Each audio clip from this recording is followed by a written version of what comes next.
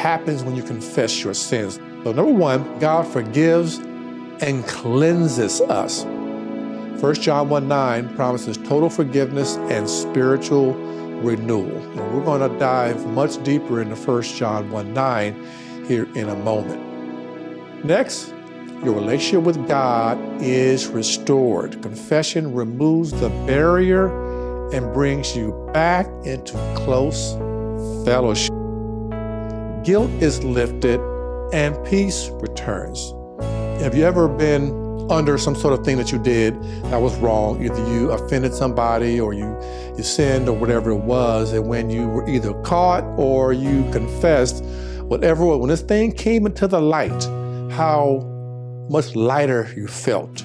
Because when you have unconfessed sin, there is a weight and a heaviness that is on us. And so confession lifts that off of us. Joy and spiritual refreshment follow. So confession leads to a renewed strength, joy, and clarity. And lastly, you open the door for lasting change.